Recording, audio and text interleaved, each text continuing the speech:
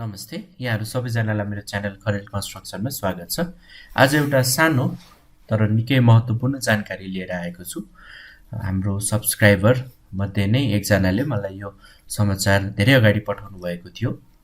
योसँग सम्बन्धित भिडियो बनाइदिनु भनेर भन्नुभएको थियो, तर धेरै पछि मात्र यो विषयमा मैले भिडियो बनाउन गइरहेको छु।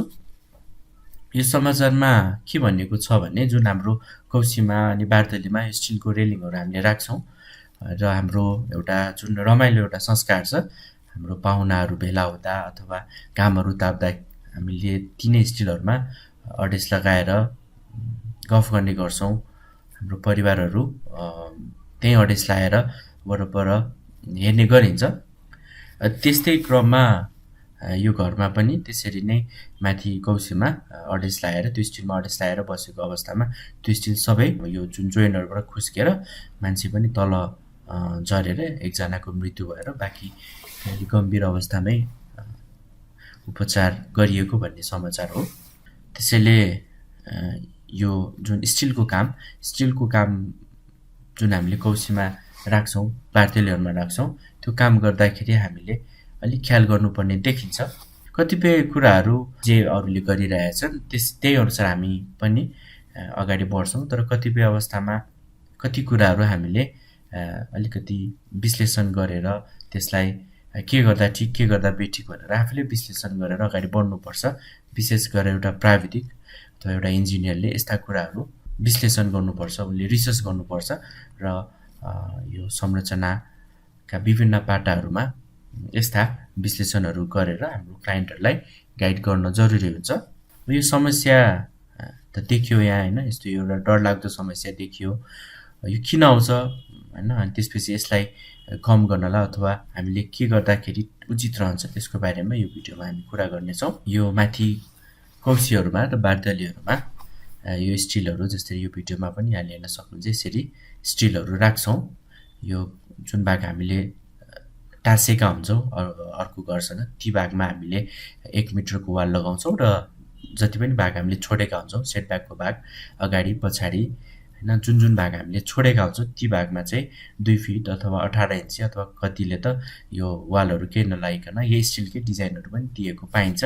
अब त्यो स्टिलको डिजाइन राख्नु गलत होइन, अब त्यसलाई कुन तरिकाले राख्नुपर्छ, कसरी राख्दाखेरि त्यो बलियो हुन्छ, हामीले विचार पुर्याउने कुरा चाहिँ त्यो हो। अब प्राय गरेर यो स्टिल राख्दाखेरि कसरी राखिन्छ भने पहिला जति पनि यो स्टिलहरू राख्ने वालहरू छन्, वालहरूमा यहाँ भिडियोमा देखाए जसरी नै यसरी काटिन्छ। लगभग 1.5 इन्ची 2 इन्ची यो यसरी यहाँ भिडियोमा देखाएर चाहिँ यसरी गोलो हिसाबले पहिला काटिन्छ र त्यो जति पनि काटिएका भाग छ, जस्तै हेर्नु त यहाँ पनि काटिएको थियो, यहाँ पनि काटिएको थियो, जति पनि त्यो काटिएको भाग छ, काटिएको भागमा यो सपोर्टहरू पहिला त्यसभित्र जाम गरिन्छ, वेल्डिङ गरेर तलबाट क्ल्याम्प गरेर त्यसलाई बलियो बनाइन्छ र सबै भागमा पहिला सपोर्टहरू दिइसके पछाडि अनि डिजाइन अनुसार त्यसलाई वेल्डिङ गरेर थप स्टिलहरू दिइन्छ। तर यसरी काम गरिएको गलत देखियो। जस्तै यो समाचारको फोटोमा हेर्दाखेरि पनि जति पनि त्यो सपोर्टहरू यो यसरी नै प्वाल गरेर यहाँ पनि राखिएको रहेछ र यो झर्दाखेरि त्यो सपोर्ट सबै खुस्केर नै झरेको देखियो। अब यो समस्या समाधान कसरी गर्न सकिन्छ भन्ने बारेमा कुरा गरौँ। अब यसमा मेरो व्यक्तिगत विश्लेषणमा चाहिँ जति पनि यो स्टिल राख्ने भाग छ, स्टिल राख्ने भागमा यो इँटाको वालहरू लगाएर वाल लगाउनुभन्दा पनि सियर वाल नै लगाउने सल्लाह दिन्छु। भन्नाले यहाँले ढलान गर्दाखेरि जुन यसरी डन्डीहरू बिछाउनुहुन्छ, ढलानमा डन्डीहरू बिछाउँदाखेरि जति पनि यो स्टिलहरू राख्ने भाग छ, साधारणतया हामीले स्टिल राख्दाखेरि 2 फिटको वालहरू लगाएर स्टिल राख्ने गर्दछौँ। त्यो हिसाबले जति पनि डन्डी छ, डन्डीलाई 2 फिट पछि मोडिने हिसाबले लामा डन्डीहरू यसरी छोडिदिनुहोस् ढलान गर्ने क्रममै, र जब ढलान भइसक्छ, ढलान भइसके पछाडि ती छोडिएका डन्डीहरू यसरी ठाडो बनाएर अनि फेरि त्यसमा यसरी 1300 गरेर डिस्ट्रिब्युसन बार दिएर अनि त्यसलाई एउटा जाली बनाएर फर्माले दायाँ र बायाँ छेकेर यहाँले 5 इन्चीको ढलान गर्न सक्नुहुन्छ।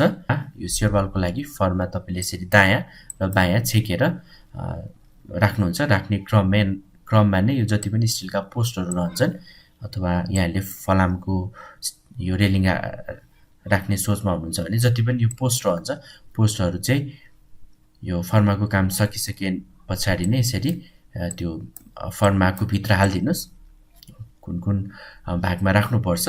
जस्तै साधारणतया हामीले एउटा पोस्टदेखि अर्को पोस्टको बिचको दूरी भनेको 5 फिट हाल्छौँ। एउटा पोस्ट हाल्ने त्यसपछि फेरि 5 फिटमा अर्को पोस्ट, त्यसरी यहाँले यो फर्माको काम सके पछाडि हाल्नुहोस्। यसमा विचार पुर्याउने कुरा के हो भने जति पनि यो पोस्ट छ पोस्टको तलतिर यसरी सानो सानो वेल्डिङ गरेर यसरी खुट्टा जस्तो पनि बनाउनु होला, त्यसले थप एङ्करिङ दिन्छ। यसरी खुट्टा जस्तो बनाएर यी पोस्टहरू राखिसके पछाडि बल्ल त्यो भाग ढलान गर्नुहोस्।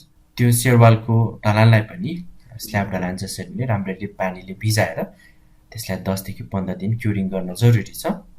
यसरी यहाँहरूले रेलिङको लागि यसरी पोस्टहरू सेरवालमै ढलान गर्ने क्रममै फिक्स गर्नुभयो भने जति पनि रेलिङका भागहरू रहन्छन् रेलिङका भागहरूले राम्रो एउटा सपोर्ट पाउन सक्छ र जुन हामीले समाचारमा देखेको अप्रिय घटना छ त्यस्तो घटनाहरू दोहोरिन पाउँदैनन्। मैले अगाडि पनि भनिहालेँ, यस्तो कुराहरू हामीले विचार पुर्याउनुपर्छ। जस्तै समाचारहरू र भइरहेका घटनाहरू कतिपय अवस्थामा यो संरचनासँग सम्बन्धित रहन्छन् र कतिपय अवस्थामा काम गर्ने शैलीसँग सम्बन्धित रहन्छन्। तिनै समाचारहरू तिनै घटनाहरूबाट हामीले सिकेर त्यसलाई विश्लेषण गरेर कुन तरिकाले जानुपर्छ कसरी काम गर्नुपर्छ भनेर विश्लेषण गर्न जरुरी छ। विशेष गरेर एउटा प्राविधिकले यस्ता कुराहरू बुझेर आफ्नो क्लाइन्टहरूलाई सोही अनुसार गाइड गर्न जरुरी छ। यस भिडियोमा यति नै गरौँ। आगामी भिडियोमा म फेरि अरू विषयहरू लिएर आउने नै छु। आशा छ यस भिडियोबाट यहाँहरूले पनि एउटा महत्त्वपूर्ण संरचनासँग सम्बन्धित विषय बुझ्नुभयो होला। धन्यवाद।